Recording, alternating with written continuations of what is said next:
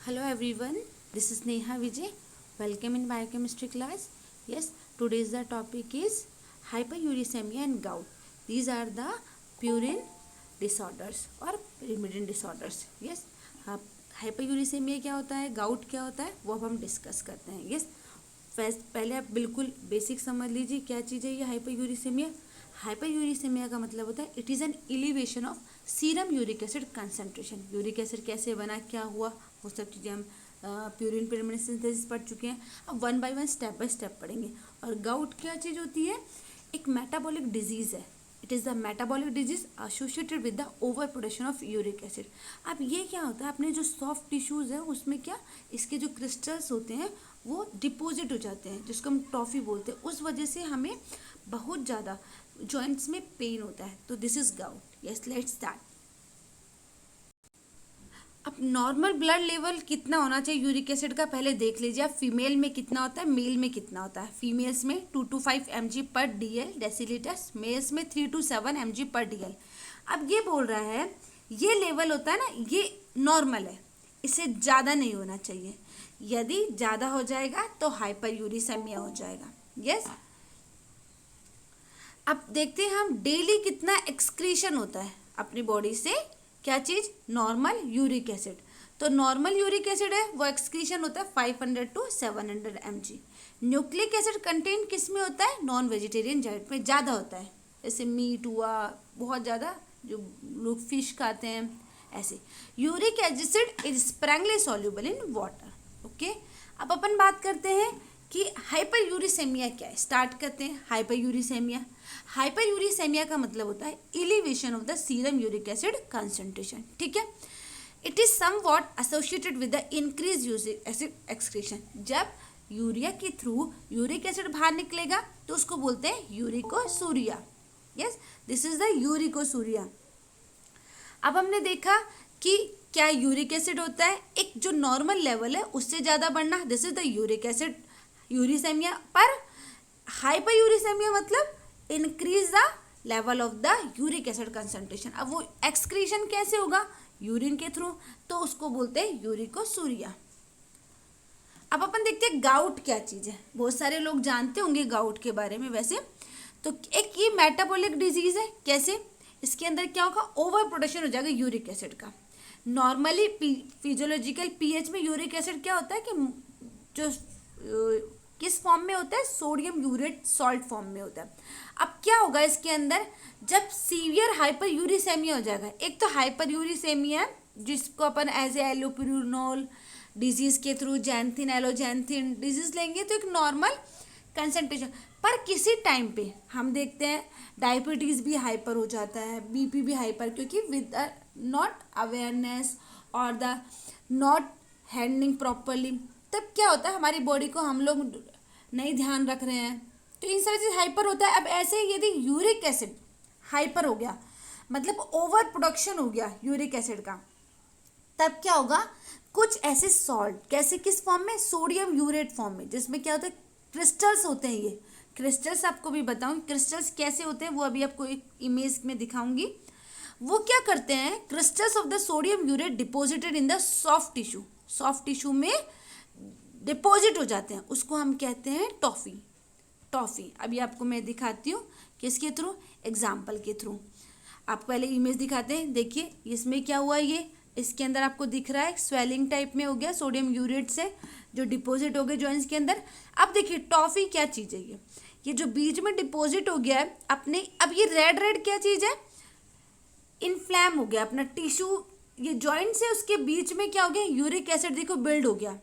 अब जिससे ये रेड रेड क्या इन्फ्लाम हो गए, मतलब अपने स्वेलिंग आ गई ये अपने किसके अंदर, जॉइंट्स के अंदर.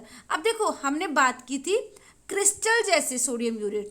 ठीक है, तो ये रहे आपके देखो क्रिस्टल. अब यदि क्रिस्टल से तो ये पेनफुल होगा, मतलब ये अपने पिन होगा, चुभेगा, तब इसलिए अपना बहुत ज़्यादा पेनफुल होता है. तो आपको एक बार थोड़ा सा इमेज दिखा दिया, अपन डिस्कस करते हैं क्या चीज़ है ना. अब जब सोडियम यूरेट के जब क्रिस्टल्स हैं वो अपने जब जॉइंट्स में डिपॉजिट हो जाएंगे तब क्या होगा, पेनफुल गाउटी अर्थराइटिस. हम सबको पता है अर्थराइटिस के जॉइंट पेन. अब गाउटी अब हमने देख ही लिया क्या चीज होता है गाउटी।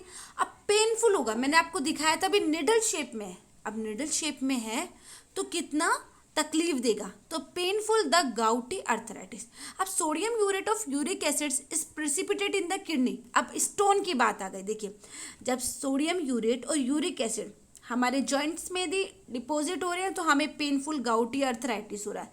यदि वो अपने किडनी और यूरेटर के अंदर भी प्रेसिपिटेट होने लग गए तब क्या होगा, एक तो हमारी रीनल डैमेज हो जाएगी, किडनी डैमेज हो जाएगी, और सबसे इम्पॉर्टेंट बात स्टोन्स हो जाएंगे जो हम लोगों के लिए ऐसे पेनफुल ही रहता है।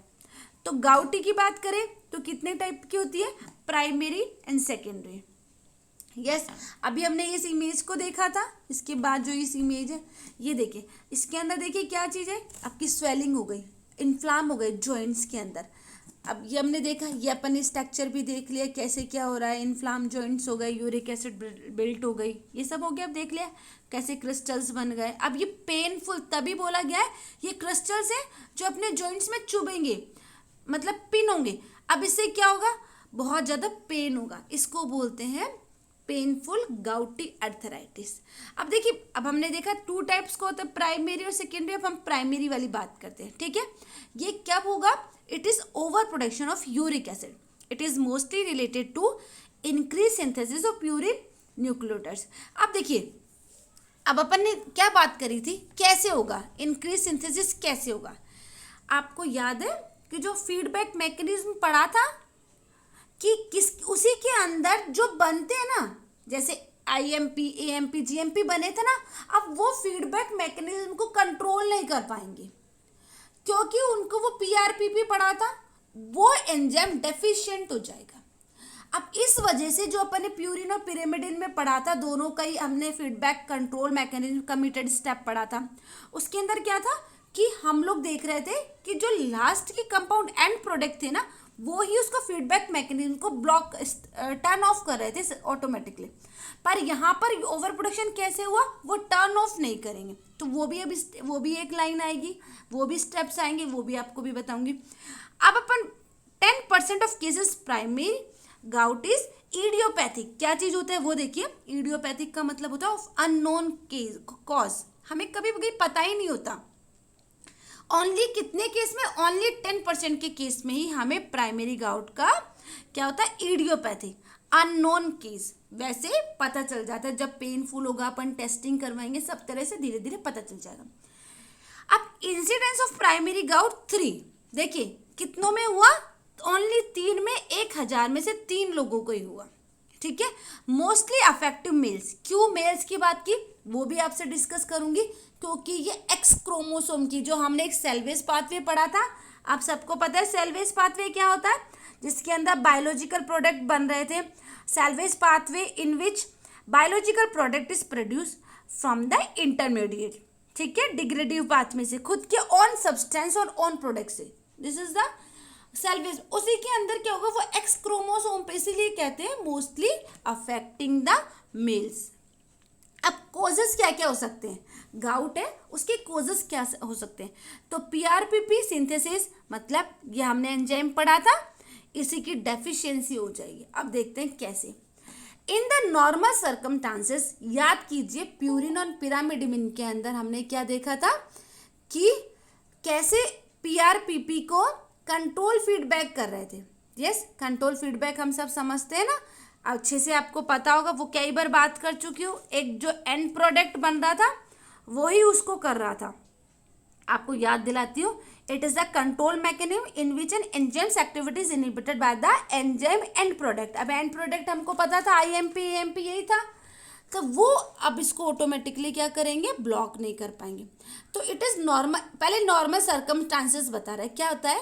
PRPP is under feedback control purine, ADP और GDP जो लास्ट में बनते हैं, इस PRPP सिंथेसिस एंजाइम पर वर्क करते हैं और क्या करते हैं नॉर्मल में, और इसी को क्या होता है लास्ट में टर्न ऑफ हो जाता है, इनका बनना अपने आप ही क्लोज हो जाता है। बट अब ये प्रॉब्लम, हम डिजीज डिसऑर्डर पढ़ रहे हैं, तो अब ये ना हो के अब क्या होगा, देखिए a variant form of PRPP which are not subjected to feedback regulation. बात आ गई वही चीज, कि जो फीडबैक रेगुलेशन है उसको वो नहीं कर पा रहा, और क्या होगा, इंक्रीज प्रोडक्शन ऑफ प्यूरिन। अब जो पूरा प्रोसेस चलता जा रहा है वो बहुत स्पीडली चलता जाएगा, क्योंकि उसको रोकने वाला जो था ना वो नहीं है, काम कर रहा है।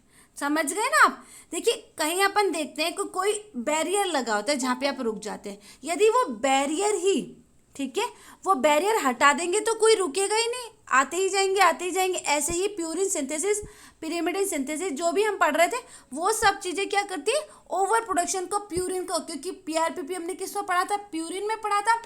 अब क्या करेगा ये, प्यूरिन सिंथेसिस को इंक्रीज कर देगा, क्योंकि जिसको रोकने वाले हैं ना वो कंट्रोल नहीं कर पा रहे, फीडबैक मैकेनिज्म अब लॉस हो चुका है। This is the cause of the primary gout, जिससे ओवर प्रोडक्शन हो जाएगा प्यूरिन का। यस, अब अपन देखो दूसरी चीजें पढ़ते हैं। पीआरपीपी ग्लूटामिल एमिनो ट्रांसफरेज, क्या चीज होता है ये, the lack of feedback control of this enzyme. अब ये वाला एंजाइम में क्या होगा, फीडबैक हम कंट्रोल नहीं हो पाएगा, जिससे क्या होगा, प्यूरिन न्यूक्लियोटाइड्स एलिवेटेड सिंथेसिस। ठीक है, अब डेफिशिएंसी सेल्वेज पाथवे की अभी भी बताया था। सेल्वेज पाथवे क्या होता है, कौन जल्दी से सबको पता होगा, वापस रिपीट करती हूँ। सेल्वेज पाथवे क्या होता है, in which the biological product of, क्या चीज़ है, सेल्वेज पाथवे के अंदर बायोलॉजिकल प्रोडक्ट का सिंथेसिस हो रहा है, प्रोड्यूस हो रहे हैं, पर वो अपने इंटरमीडिएट डिग्रेडिव पाथवे से खुद के ऑन और सिमिलर सब्सटेंस, जैसे आईएमपी से क्या क्या बन रहे थे, जीएमपी, एएमपी, ऐसे खुद से ही बन रहे, एक अलग तरीके का पाथवे। क्योंकि हमने पढ़ा था कि ब्रेन, इरिथ्रोसाइट्स वगैरह प्यूरिन सिंथेसिस नहीं होती, तो we are coming with the salvage pathway. अब क्या होगा, एसजीपीआरटी सेल्वेज पाथवे में काम आ रहा था, एसजीपीआरटी एंजाइम अपना, ठीक है। अब एसजीपीआरटी क्या होगा, डिफेक्ट हो जाएगा, डिफेक्ट हो गया तो क्या चीज हो जाएगा, लेश-नायन सिंड्रोम, लेश-नायन सिंड्रोम। अब हमने इसकी बात कर चुके हैं, ये लेश-नायन सिंड्रोम होता क्या है। देखिए, Lesch Nyhan syndrome inborn error of purine synthesis. अब इसमें आपको बताया था कि हेरिडिटी भी होता है, ठीक है। अब ये कब हुआ था, जब हमने सेल्वेज पाथवे के अंदर एचजीपीआरटी पढ़ा था कि उसमें यदि ब्लॉकेज उस एंजाइम में ब्लॉक हो जाएगा, तो ठीक है, वो एक पाथवे था जिसमें प्यूरिन सिंथेसिस हो रहा था, तो वहां पर यदि वो ब्लॉकेज हो गया इस एंजाइम को, तो क्या होगा, प्यूरिन की सिंथेसिस तो इंक्रीज होती रहेगी, ओवर प्रोडक्शन हो जाएगा। इससे क्या होगा, आपके लेश-नायन सिंड्रोम, लेश-नायन सिंड्रोम याद रखना है, ये किस वजह से हुआ, because of the it is inborn error of purine metabolism characterized by the absence or deficiency of enzyme, which enzyme, HGPRT। अब क्या होगा, it is associated with the increased synthesis of purine। Finally में क्या होगा, purine nucleotide से वो increase हो जाएंगे, ठीक है। Firstly decrease utilization of purine, hypoxanthine and guanine. देखिए आप याद कीजिए, जब हमने प्यूरिन सेल्वेज पाथवे के अंदर पढ़ा था, तब क्या था, प्यूरिन में क्या सबसे पहले हाइपोजेंथिन बन रहा था और ग्वानिन बन रहा था, सेल्वेज पाथवे के अंदर बन रहा था, resulting in the accumulation and diversion of the, क्या चीज हो जाएगा, पीआरपीपी फॉर प्यूरिन न्यूक्लियोटाइड्स। अब एक्यूमुलेट होने लग जाएगा, क्योंकि अब ज्यादा सिंथेसिस हो रहा है, किसी रीजन से बाहर नहीं निकल पा रहा है, अब ब्लड के अंदर ज्यादा हो रहा है, क्योंकि ब्लड लेवल में ही पढ़ रहे हैं हम। अब क्या होगा, एक्यूमुलेशन हो जाएगा। प्राइमरी, फर्स्टली हमने ये बात की, सेकेंडरी क्या बोलता है कि पहले तो हमने फर्स्ट में पीआरपीपी की बात कर ली, दूसरे में हमने क्या की बात की, सेल्वेज की बात की। तो सेल्वेज पाथवे में भी क्या हो रहा था, आईएमपी और जीएमपी का लेवल है वो क्या हो रहा था, कम हो रहा था, जिससे क्या होगा, इम्पेयरमेंट हो जाएगा किस चीज का, एक regular production of the purine, मतलब impairment in the tightly control feedback regulation of their production. जो एक रेगुलर फीडबैक कर रहे थे, अपन कंट्रोल कर रहे थे लास्ट प्रोडक्ट से बनने को, वो ही क्या होगा, ब्लॉक हो जाएगा, और जिससे इम्पेयरमेंट, हम कहते हैं कमी हो गई, डिफेक्ट होना, this is impairment, this is. अब अपने क्या होगा इसके बाद, इसकी वजह से ग्लूकोज 6 फॉस्फेट डेफिशिएंसी भी हो जाएगी। क्या होगा, ग्लूकोज 6 फॉस्फेट डेफिशिएंसी हो जाएगी। तो आप लोगों को याद हो तो कार्बोहाइड्रेट मेटाबॉलिज्म की डिसऑर्डर्स पढ़े थे, उसमें वॉन गिरिक्स डिजीज पढ़ा था, जिसको हम ग्लाइकोजन स्टोरेज डिजीज टाइप 1 भी बोलते हैं। अब देखिए वो कहाँ चीज काम आ रही थी, एचएमपी, एक अपने ग्लूकोज पाथवे में, उसके बाद एक एचएमपी पाथवे के अंदर भी होगा, वो भी आपको बात करते हैं। पहले ग्लूकोज 6 फॉस्फेट डेफिशिएंसी हो जाएगी तो उस वजह से क्या होगा, वॉन गिरिक डिजीज हो जाएगा। जब ये एंजाइम डिफेक्ट होगा तो ग्लूकोज 6 फॉस्फेट है वो ग्लूकोज में कन्वर्ट नहीं हो पाएगा। अब मोर ग्लूकोज अपन देखते हैं, एक तो ये बन गया, उसके अलावा राइबोज 5 फॉस्फेट किस में बन रहा था, याद कीजिए एचएमपी में बन रहा था। ग्लूकोज से glucose 6 phosphate ribose 5 phosphate glucose synthesis के अलावा दूसरे किस में बन रहा था, एचएमपी शंट में बन रहा था, जिसके अंदर 6 यूज कर रहे थे 5 बन रहे थे, याद है, तो वो एचएमपी पाथवे था। इसके अंदर भी क्या होगा, resulting the increase the available ribose phosphate भी इंक्रीज हो जाएगा। क्यों, क्योंकि इसके ग्लूकोज 6 फॉस्फेट डेफिशिएंसी हो जाएगी इस वजह से। ठीक है, अब अपन बात करते हैं इससे क्या होगा। This lead to increase formation of PRPP and purine over production. अब इन दोनों पर पीआरपीपी एचजीपीआरटी इन पर हम लोग कंट्रोल नहीं कर पा रहे हैं तो ओवर प्रोडक्शन हो गया प्यूरिन का। Elevation of glutathione reductase. अब जब अपन ने देखा कि एचएमपी शंट पाथवे के अंदर मोर एनएडीपी वो हो रहे थे, सिंथेसाइज हो रहे थे, याद कीजिए, तब ग्लूटाथायोन रिडक्टेज क्या करेगा, इंक्रीज हो जाएगा। ये एंजाइम ग्लूटाथायोन बन रहा है, ग्लूटाथायोन बन रहा है इसके अंदर, तो एलिवेशन ऑफ ग्लूटाथायोन रिडक्टेज ये एंजाइम की इंक्रीज होने की वजह से क्या होगा, यूटिलाइज होगा एचएमपी शंट पाथवे के अंदर। यदि हम देख रहे हैं कि एचएमपी शंट पाथवे ज़्यादा हो रहा है, बढ़ रहा है, तो इससे क्या होगा, राइबोज 5 फॉस्फेट इंक्रीज हो जाएगा और पीआरपी सिंथेसिस इंक्रीज हो जाएगी। इसके अंदर पीआरपीपी सिंथेसिस हो रहा था, अब पीआरपीपी सिंथेसिस इंक्रीज हुई तो पीआरपीपी कहाँ काम कर रहा है, अपने प्यूरिन सिंथेसिस के अंदर। तो ये सब चीज़ें अब आपको देखो एक पाथ आपको नॉर्मली पाथवे के अकॉर्डिंग समझाते हैं। देखिए ये रहा, देखिए ग्लूकोज 6 फॉस्फेट था, उससे क्या बन रहा था, राइबोज 5 फॉस्फेट, एचएमपी शंट पे लास्ट में यही बन रहा था अपना। अब वो किस वजह से बन रहा था, देखिए यहाँ पर एचएमपी शंट पाथवे हुआ, एनएडीपी से एनएडीपीएच बन रहा था। अब वो किस एंजाइम की उससे बन रहा था, ग्लूटाथायोन रिडक्टेज के एंजाइम से। ये राइबोज फॉस्फेट फिर इंक्रीज हुआ जिससे पीआरपीपी सिंथेसिस, देखो नेक्स्ट वाली पॉइंट देखिए, पीआरपीपी सिंथेसिस, राइबोज 5 फॉस्फेट हमें एचएमपी से मिल गया, वहाँ से मिल रहा है। अब पीआरपीपी का कहाँ क्या रोल है, ये पीआरपीपी यहाँ पर 6 फॉस्फोराइबोसेबल एमाइन बनाएगा, उससे क्या होगा, आईएमपी बनेगा। अब ये बना तो आईएमपी जो अपना क्या है, प्यूरिन का फर्स्ट पेरेंट हमें प्रोडक्ट मिला है। अब आईएमपी से ही एएमपी और जीएमपी बनेंगे। आईएमपी से हाइपोजैंथिन, फिर जैंथिन, फिर uric acid, hypoxanthine xanthine uric acid. अब समझिए ये एलोप्रूलोल इनहिबिट क्या चीज़ है, एलोप्यूरिनोल क्या चीज़ है, अपना ड्रग जो यहाँ इनहिबिट करके यूरिक एसिड को कम कर रहा है लेवल को। ठीक है, अब ये बात हुई अपनी एचजीपीआरटी को सेल्वेज पाथवे भी, ये रहा आपका एचजीपीआरटी वाला, पीआरपीपी आपका ये रहा।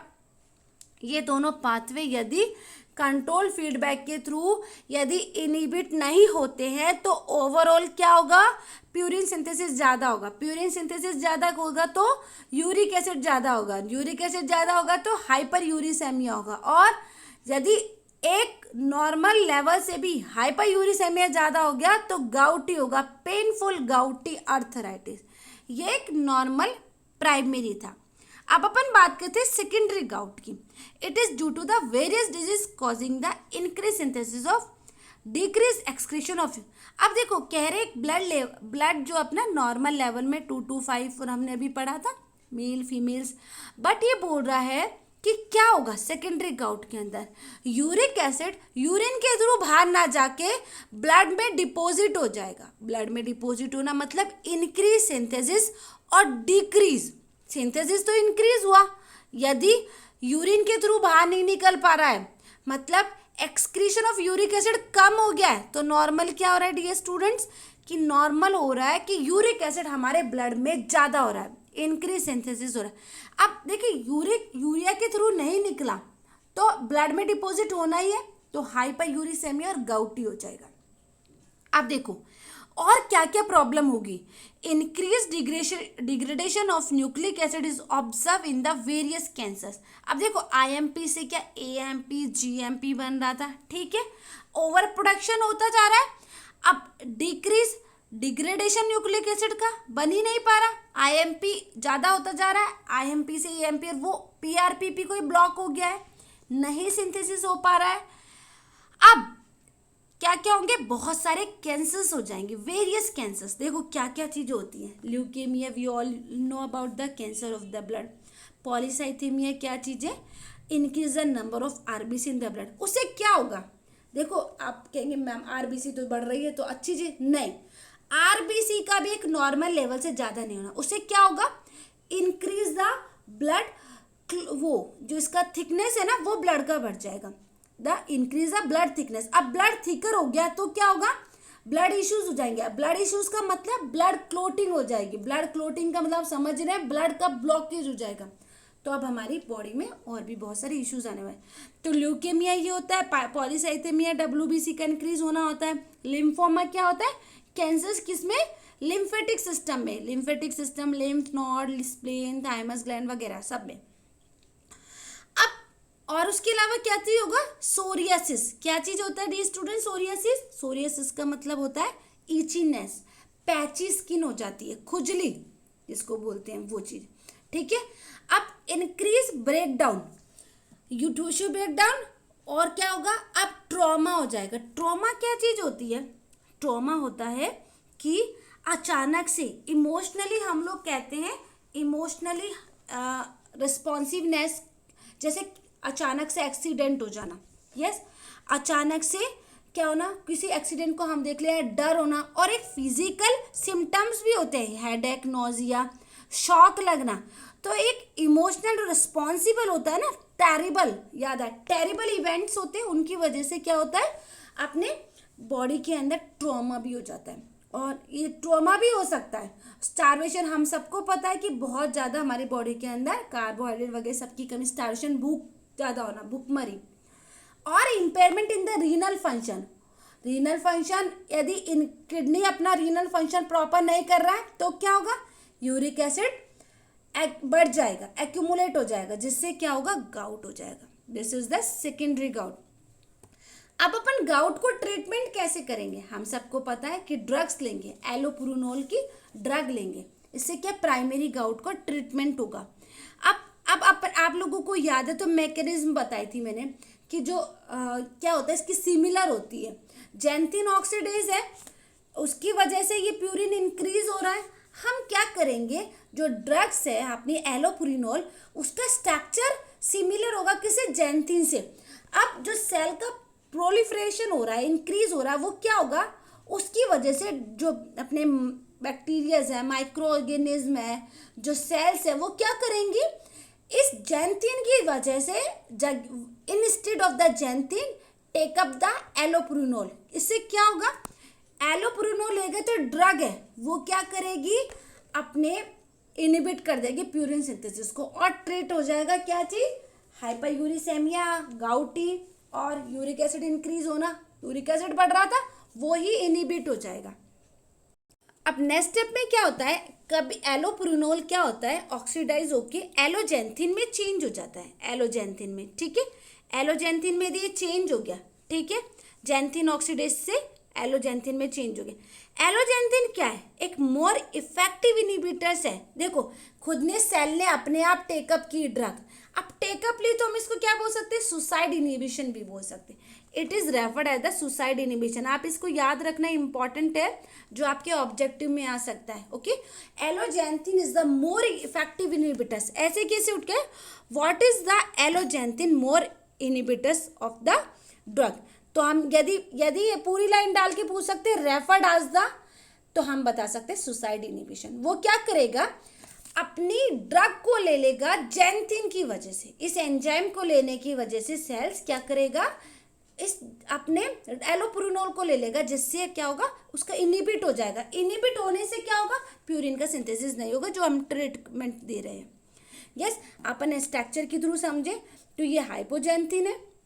हाइपोजेंथिन का स्ट्रक्चर देखिए, अब मैं आपको कह रही हूँ स्ट्रक्चर है ना लोग सिमिलर होता है। अब देखिए इस स्ट्रक्चर में क्या डिफरेंस है, ये वाला देखो, एक पेन से मार्किंग किया, इन दोनों में सिर्फ कितना सा डिफरेंस है। अब ये क्या होगा, जैंथिन ऑक्सीडेज के एंजाइम की हेल्प से एलोजैंथिन में बन जाएगा। ये तो अपना एलोप्रिनोल है, ये हाइपोजैंथिन है। देखिए देखिए इसमें सिर्फ कितना सा ये एमिनो ग्रुप यहाँ की जगह यहाँ लग रहा है। अब क्या होगा, वो मिसलीडिंग हो जाएगा, मतलब वो हाइपोजैंथिन को लेने की बजाय अपना जो सेल्स हैं वो क्या करेंगे, एलोप्रिनोल को ले लेंगी, और जिससे क्या होगा, प्यूरिन का इनिबिशन हो जाएगा। एलोप्रिनोल ले ले, नहीं तो कोई बात नहीं। एलोजैंथिन भी इफेक्टिव इनिबिटर्स है जो जैंथिन ऑक्सीडेज के एंजाइम के हेल्प से एलोजैंथिन में चेंज हो जाए। चाहे एलोप्रिनोल डायरेक्ट इफेक्ट कर जाए, चाहे यदि ऑक्सीडेज एंजाइम भी हेल्प कर गया अपनी बॉडी के अंदर, तो एलोजैंथिन बनेगा। और एलोजैंथिन भी क्या होगा, आराम से इफेक्टिव इनिबिटर, जिसको हम सुसाइड इनिबिटर्स भी बोल सकते हैं, वो खुद से लेके कर रहा है। तो अब हम देख सकते हैं शॉर्ट में एलोजैंथिन से वो एलोजैंथिन में चेंज हो गया। एलोप्रिनोल जैंथिन ऑक्सीडेज एंजाइम के हेल्प से एलोजैंथिन में चेंज हो गया। अब ये क्या बोल रहा है, inhibition of xanthine oxidase by the allopurinol lead to accumulation of hypoxanthine water soluble easy। अब क्या होगा, जैंथिन ऑक्सीडेज से क्या होगा, इनिबिट किया अपन ने, ठीक है। अब देखो पहले हमने पढ़ा था कि एक्सक्रीट नहीं हो पा रहा था। अब हाइपोजैंथिन जो एक्यूमुलेट हुआ था और जैंथिन जो एक्यूमुलेट हुआ था, अब वो क्या करेंगे, ड्रग एलोपुरिनोल की वजह से वाटर सॉल्यूबल हो जाएंगे और इजीली एक्सक्रीट हो जाएंगे। बात क्लियर। अब रेस्ट्रिक्शन ऑफ डाइटरी इंटेक, एक तो हम अब और दूसरी तरीके से कैसे हो सकता है कि यदि हम प्यूरिन इंटेक और अल्कोहल को कम कर दें, और प्लेंटी ऑफ वाटर मतलब बहुत ज़्यादा पानी पीना। देखो बहुत ज़्यादा पानी पीना इसी ड्रग, इसी डिजीज़ के अलावा और भी बहुत जगह बॉडी के अंदर टेम्परेचर मेंटेन करना, एसिडिटी मेंटेन करना, बहुत सारी चीज़ें बहुत ज़्यादा बेनिफिशियल होता है use of the plenty of water. Plenty का मतलब होता है हिंदी में प्रचुरता, मतलब excess amount of water. 10 glasses तो मिनिमम बोला जाता है, उसके आप 20 पी लीजिए, कितनी पी लीजिए, 25 पी लीजिए, कोई नुकसान नहीं, पानी खूब पी लीजिए। एंटी इन्फ्लामेटरी ड्रग्स कॉल्चिसिन, एक एंटी इन्फ्लामेटरी ड्रग्स होती है कॉल्चिसिन, उसको भी हम ऐसे गाउटी अर्थराइटिस में भी ट्रीटमेंट में भी ले सकते हैं। यस। अब स्यूडो एक गाउट होता है, स्यूडो गाउट, ये क्या चीज़ होता है, सेम होता है गाउट की तरह। इसमें क्या होगा, कैल्शियम का डिपॉजिट हो जाएगा यूरिन जॉइंट्स के अंदर। जो सीरम यूरिक एसिड है वो concentration is normal in the pseudo, जो अपन ने देखा था कि सीरम यूरिक एसिड का कंसंट्रेशन स्यूडो गाउट में एक नॉर्मल रहता है, पर ये डिजीज में आता है। एक लेशनियन सिंड्रोम क्या होता है, याद कीजिए, लेशनियन सिंड्रोम मैं बता रही थी कि हेरिडिटरी डिजीज है। हेरिडिटरी डिजीज में बताई थी मेस्टली मेल्स को ही इफेक्ट कर रहा है। क्यों, क्योंकि ये एक्स क्रोमोसोम पर वर्क कर रहा है। सेल्वेज पाथवे के अंदर बात की थी, अब इसको डिटेल में देख लीजिए, मैंने आपको शॉर्ट में बताया था।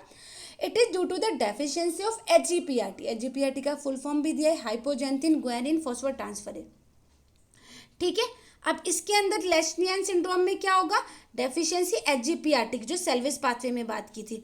अब लेशनियन सिंड्रोम होता क्या है, सेक्स लिंक मेटाबॉलिक डिसऑर्डर। क्या चीज़ है, कैसे होगा, स्ट्रक्चरल जीन है एचजीपीआरटी के लिए, जो है structural gene for the HGPRT located on the X chromosome. वो कहाँ पर लोकेटेड होता है, कहाँ सिचुएटेड होता है, एक्स क्रोमोसोम पर एचजी। अब क्या होगा, देखिए ये बोल रहा है कि it is the male affect, it is the heredity. How, क्योंकि एक्स पर इफेक्ट कर रहा है तो क्या होगा, मेल्स को ही अफेक्ट करेगा। यस। अब इसके अंदर क्या होगा, characterise by the excessive uric acid production, uric acid का प्रोडक्शन ज़्यादा होगा, जिसको हम बोल रहे हैं gouty arthritis, and the neurological abnormalities. और न्यूरॉन्स हमने बात की थी, लिम्फोमा कैंसर भी हो जाता है, लिम्फेटिक सिस्टम में भी प्रॉब्लम हो जाती है, तो न्यूरोलॉजिकल एबनॉर्मलिटी भी हो सकती है। Mental retardation, aggressive behaviour, mental आप समझ रहे हैं ना, मेंटल में प्रॉब्लम होना, ब्रेन में एग्रेसिव बिहेवियर, हर छोटी बात पे गुस्सा आना, किसी भी बात को सही जवाब नहीं देना, हर बात में एग्रेसिव बिहेवियर। लर्निंग डिसेबिलिटी, बहुत खूब कोशिश कर रहे हैं फिर भी लर्निंग नहीं हो पा रहा। स्टूडेंट लेवल की बात नहीं कर रही हूँ, ठीक है, छोटी छोटी बातें भी याद नहीं रहना, this is the learning disability, ठीक है, वो चीज़ नहीं है। The patient of this disorder is, patient जो इस डिसऑर्डर के हैं वो क्या होगा, किस वजह से होगा, तो इरेस्टिबल अर्ज ऑफ द बाइट, क्या होगा, ये बाइट करने लग जाएंगे अपने फिंगर्स को, लिप्स को, जिससे क्या होगा, सेल्फ मल्टीप्लिकेशन, खुद से ही अपनी प्यूरिन है जो इंक्रीज होने लग जाएगी। देखो आपको मैं डिजीज दिखाती हूँ, लेशनियन सिंड्रोम में क्या होता है, लिप्स वगैरह ये सब देखिए, खुद के नेल्स को ही बाइट करना, खून आ जाता है इतना, मतलब इतना ज़्यादा इस डिजीज को देखिए। लेशनियन सिंड्रोम क्या चीज़ है, इसके अंदर नेल्स को ही बाइट करना, ऐसे ही करके ईची, जो आपने सोरियासिस पढ़ा था हमने, ईची डिसऑर्डर हो जाता है, अपनी जो स्किन है उस पर बहुत ज़्यादा ईचीनेस, रेडनेस, पैचनेस, ये सब चीज़ें बहुत सारे लेशनियन सिंड्रोम के एक सिम्टम्स है जो हम देख सकते हैं इस इमेज के थ्रू। यस, अभी बोल रहा है over production of uric acid हो जाएगा लेशनियन सिंड्रोम में। अब देखो एसिडिटी ज़्यादा, मतलब हमें इचीनेस, हर जगह प्रॉब्लम होगी, तो ओवर प्रोडक्शन। एजीपीआरटी क्या बोल रहा है कि accumulation of PRP decrease GMP और आईएमपी। अब अपन देख ही रहे फीडबैक क्यों कम हो रहा है, क्योंकि आईएमपी और जीएमपी वो नहीं कर पा रहे हैं, फीडबैक मैकेनिज्म को नहीं कर पाए। अल्टीमेटली क्या होगा, इंक्रीज हो जाएगा सिंथेसिस और डिग्रेडेशन ऑफ प्यूरिन। ठीक है, दिस इज द एजीपीआरटी डेफिशिएंसी के अंदर होता है। अब अपन बात करते हैं हाइपोयूरिया। अपने ये आपको थोड़ा सा आप नॉर्मल लेवल में पढ़ना, क्योंकि हाइपोयूरिसेमिया और गाउट हमारे डिसऑर्डर में हमें थोड़ा सा पता होना चाहिए हाइपोयूरिसेमिया क्या होता है। बिल्कुल कम में पढ़ते हैं हम थोड़ा सा। एडीए क्या चीज़ है ये, इसके अंदर एडीए एडिनोसिन डीएमिनेज डेफिशिएंसी की वजह से डेफिशिएंसी होगा, इससे क्या होगा, एससीआईडी, सीवियर कंबाइंड इम्यून डेफिशिएंसी। ये क्या करेगी, किसको इफेक्ट करेगी, टी सेल और बी सेल। टी सेल और बी सेल सबको पता है, टी लिम्फोसाइट्स भी बोलते हैं टी सेल को। ये दो तरह की सेल्स होती है, एक टी सेल और B cell, prime secondary type of the B cell होती है। आप सबको पता है डब्ल्यूबीसी, ये क्या चीज़ करती है, essential part of our immune system, these are the T cell. अब इनमें ही यदि फंक्शन डिसफंक्शन हो गया तो हम समझ सकते हैं कि डब्ल्यूबीसी इम्यून सिस्टम को इफेक्ट कर रही है, तो इम्यून सिस्टम ही आपका लैक हो जाएगा, मतलब हमारी इम्यून सिस्टम स्ट्रांग नहीं रहेगा, और अब हमारा इम्यून सिस्टम वर्क नहीं करेगा तो हम डिजीज को जल्दी से अपनी बॉडी एक्सेप्ट कर लेगी। एडीए डेफिशिएंसी क्या होता है, डीटीएपी देखा है हमने, एटीपी के आईएमपी के बाद एएमपी बन रहा था, एडीपी फिर डीएटीपी बन रहा था। Is an inhibitor of ribonucleotide reductase, DNA synthesis and cell replication. DTAP क्या करेगा, एक इनहिबिटर करेगा, किसको, राइबोन्यूक्लियोटाइड रिडक्टेज को, डीएनए सिंथेसिस को, सेल रेप्लिकेशन को। This is the ADA deficiency. इस डेफिशिएंसी में क्या होगा, प्यूरिन न्यूक्लियोटाइड फॉस्फेट के अंदर इंक्रीज होगा। कैसे होगा देखिए, deficiency of purine nucleotide phosphate, impairment of T cell but no affect of the B cell. Uric acid is decrease और टिश्यू लेवल प्यूरिन न्यूक्लियोटाइड का इंक्रीज हो जाएगा। डीजीटीपी भी हमने पढ़ा था, डीऑक्सी, डी को हम डीऑक्सी बोल रहे थे, तो इनहिबिट हो जाएगा development of the normal T cell, WBC बनना कम हो जाएगी। ये सब चीज़ हम क्या पढ़ रहे हैं, हाइपोयूरिसेमिया। हाइपोयूरिसेमिया में क्या होगा, एक लेवल अपना सबको पता है कि हमने 2 to 3 पढ़ा था, अब लो हो जाएगा। हाइपो का मतलब भी कमी होता है, तो decrease uric level in the serum, कितना होगा, 2 से भी कम, उसको बोलते हैं हाइपोयूरिसेमिया। अब हाइपोयूरिसेमिया पता चल गया कि 2 से भी कम हो जाएगा। अब it is associated with the rare genetic defect. Rare genetic defect होता है, ये रेयर, बहुत द ना के बराबर। ठीक है, किस एंजाइम पर डिफेक्ट करेगा ये, जैंथिन ऑक्सीडेज पर, lead the increase excretion of xanthine and hypoxanthine. इससे इंक्रीज हो जाएगा एक्सक्रीशन किसका, जैंथिन और हाइपोजैंथिन का। और अपन ने देखा था हाइपर में क्या हो रहा था, इनका लेवल बढ़ रहा था, यहाँ पर क्या चीज हो रहा है, एक्सक्रीशन इंक्रीज हो रहा है, जैंथिन हो, मतलब प्यूरिन का कम हो रहा है, तो हाइपो ही होगा। जैंथिन यूरिया, यदि यूरिन के थ्रू जैंथिन बाहर निकल रहा है, जैंथिन ऑक्सीडेज, तो क्या होगा, cause the formation of xanthine stone in the urinary tract. अपने यूरिनरी ट्रैक के अंदर स्टोन बन जाएंगे, किसके, जैंथिन के। ये हाइपोयूरिसेमिया किस किस वजह से क्या क्या डिजीज लाता है, ये अपना कंप्लीट होता है dear students. Thank you so much. देखिए अब अपन, if you have any doubt, any query, please comment in the comment box. Please if you like, please like, hit the like button and comment and share with your friends and subscribe for my new video. Thank you.